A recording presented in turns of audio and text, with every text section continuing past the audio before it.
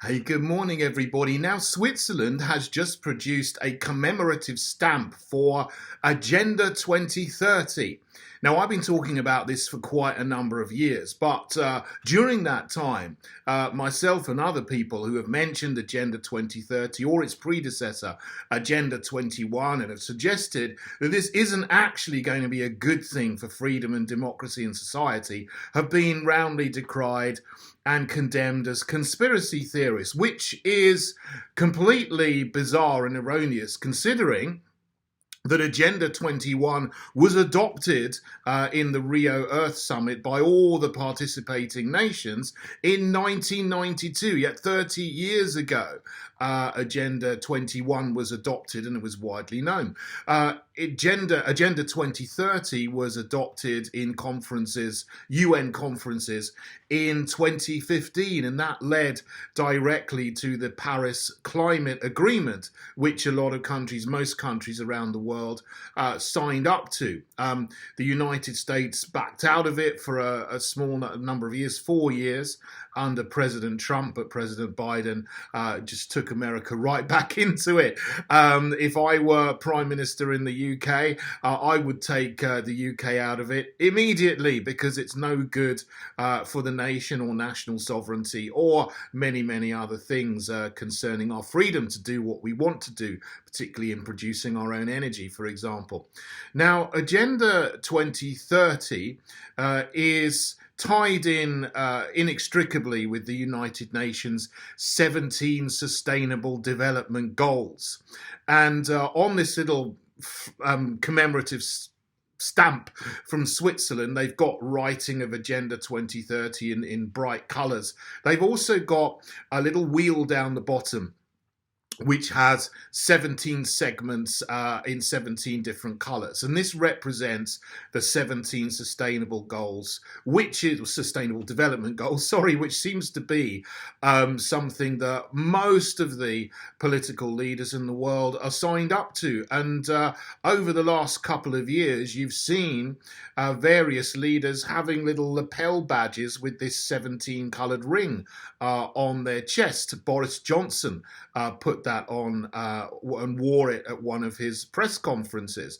And at the time, I don't think many people realised what it was. But if you understand what these people are up to, what this cabal, what this group of global leaders that is all tied into the World Economic Forum, etc., are wanting, and their programme and agenda, you'll know that that's what that represents. The 17 circle ring represents the 17 Sustainable Development Goals. Someone just made it up, probably in the last 10 years, but it seems to be being promoted everywhere.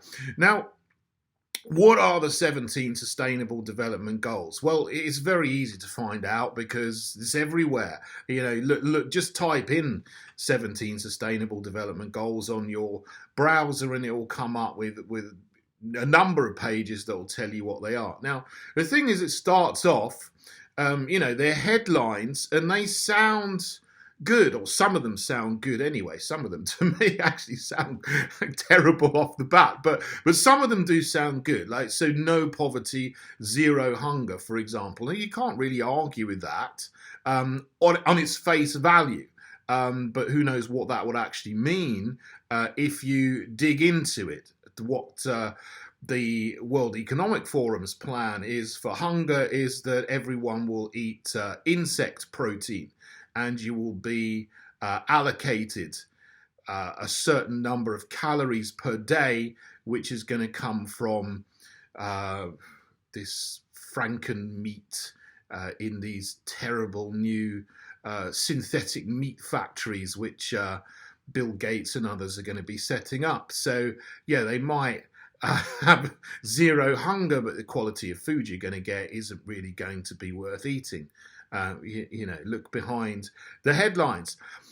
Quality education. Well, what does that mean? That means that everyone all over the world will be in government schools, and they will be subjected to critical race theory, climate alarmism, queer theory, and all kinds of other destructive ideologies that your children will not be exposed to if you homeschool them. Look, in the UK at the moment, the fake conservatives are trying to, by stealth, put legislation through Parliament to get every child onto a register of homeschooled children, home educated children, that then will be monitored by the council. Whereas we've never in our history had a requirement for children to go to a state school. I know in some countries it's different. Germany, every child has to go to a school, a state school. Hitler brought that in. In the UK, we've never had that, but they're trying to bring it in by stealth and make sure that children are taught this queer theory nonsense and all this other stuff. They're not going to say that up front, but that's what's behind the headline.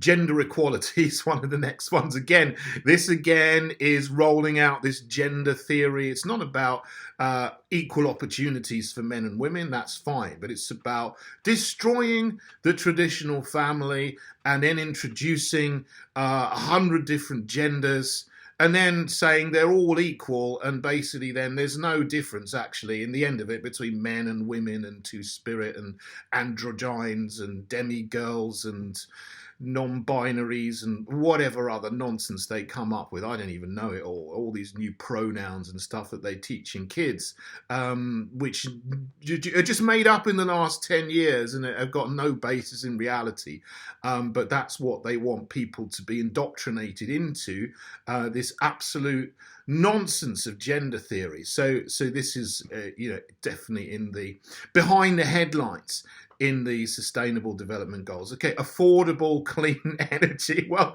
they want to shut down all the fossil fuel power stations. They want to close down coal, oil, gas power stations and get everybody living off wind and solar panels, which don't produce any energy when the wind stops blowing and the sun stops shining. But they got this idea that they will have all of these massive arrays of batteries and cells that will store the energy that then they can release when it's a non-windy nighttime. But that simply isn't going to work because there just isn't enough battery storage, and there won't be. There simply will never be.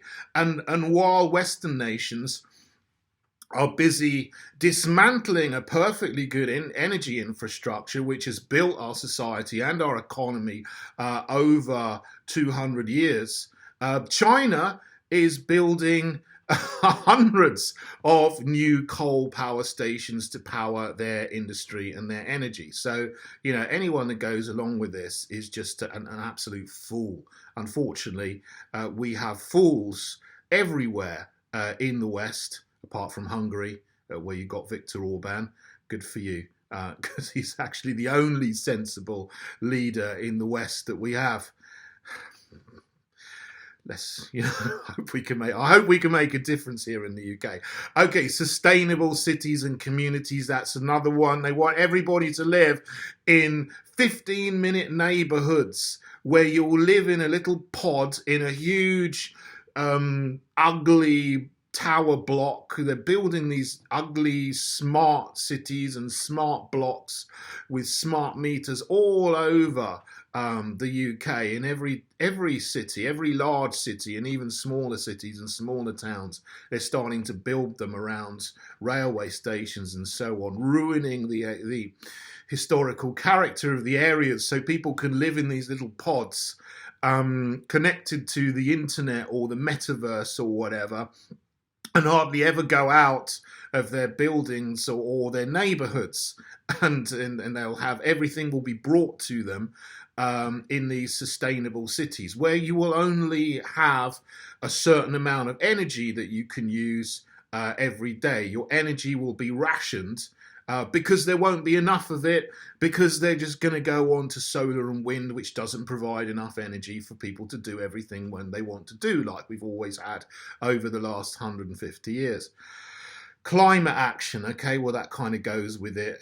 I've explained the whole kind of nonsense about carbon dioxide being a demonic gas, that we need to reduce levels of carbon dioxide to save the planet. All absolute nonsense. and off the back of that, that's the justification for closing down the fossil fuel infrastructure and trying to get rid of people getting rid of their petrol and diesel cars. Okay, and then there's other things they talk about: life below water. Well, that's not any kind of action. It just says life below water. What do they want to control? They want to control the seas. They want to control our fishing industry, perhaps.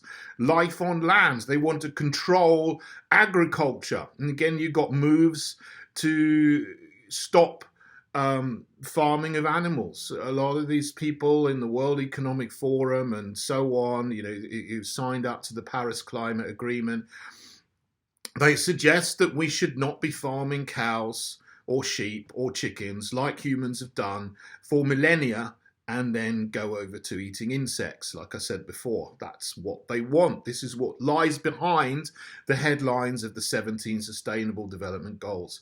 Peace, justice, and strong institutions. Well, look, in the UK, we have common law, which is the best system of law in the world that we've had.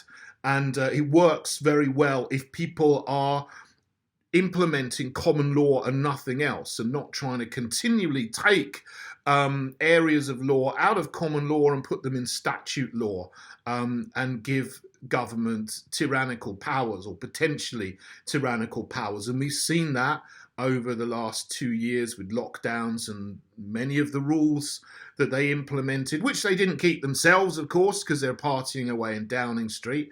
Hopefully things like this might come out in other countries as well, but certainly has come out in the UK. The hypocrisy of people who brought in these rules. And strong institutions. So strong is a key word, because wherever this word comes up, there's an agenda behind strong cities, strong nations, strong policing, strong agreements between nations and cities. There is something actually called the Strong Cities Network.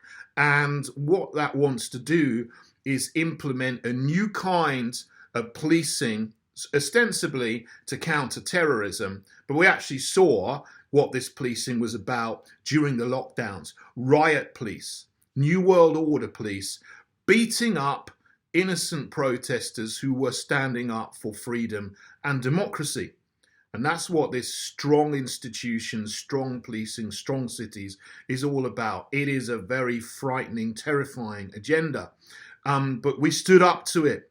People, ordinary people in millions, had the courage, even in the face of the batons and the bullets of New World Order riot police. In London, they're called the TSG, the Territorial Support Groups, part of the Metropolitan Police Unit, but they're specially trained and they don't mix with the normal police, and they're basically trained to be thugs and not care about what they do and how much they hurt innocent people. But in the millions around the world, people still went out and stood up against these thugs. And thank you to everyone who had the courage to do that. Last one is partnerships for the goals. So nations are partners, governments are partnering with NGOs and businesses in order to try to bring in these agendas behind the agenda, the actual policies which are going to bring in essentially a drab, dire, tyrannical kind of 21st century communism with computers, which we don't want for the future. So the fact that they're openly celebrating this now in Switzerland, on the Swiss stamps don't say Switzerland, they say Helvetica, which is the Swiss word for Switzerland, I guess, their own special language, Romansh, which is only used in a part of Switzerland. I believe it's used actually in the part of Switzerland, Graubünden, where Davos is located. So that's quite interesting. So the country where Davos is, where Geneva is, and of course Geneva is the headquarters of the UN. UN's got split headquarters. It's got a building in Geneva. It's got the World Bank, the World Health Organization, all got headquarters in Geneva.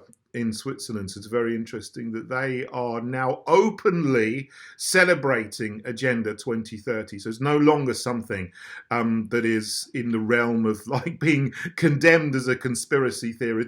You shouldn't have been anyway, because it was all out there and the governments have had conferences about it for 30 years. But there we go. They're being open about this now and telling you what's going on, because 2030 is fast approaching. It's only 8 years away. And what we need to do is continue to resist this agenda and stand up to it and vote for parties that are going to come out of this agenda. And if we don't, we're going to get it. So please, please, as I always say, I plead with you every time, come and join us in the Heritage Party if you would, because we're standing for our heritage. Our heritage is common law, our heritage is cash, our heritage is freedom, our heritage is democracy, and our heritage is family and family values, and our heritage is our nation, not a global government run by the UN and the World Health Organization and all these things which want to bring in these terrible things like queering our kids. We certainly don't want that to happen, and we've got to push back on that until it is totally gone from our nation. So please come and join me in the Heritage Party if you would. I'll put the link below as always, so you can have a look. And even if you don't want to join as a member, you can have a look at our manifesto, and hopefully you'll vote for us and support us when elections come around in the UK. Okay, enough said on that. Thanks for listening, everybody. Have a blessed Sunday.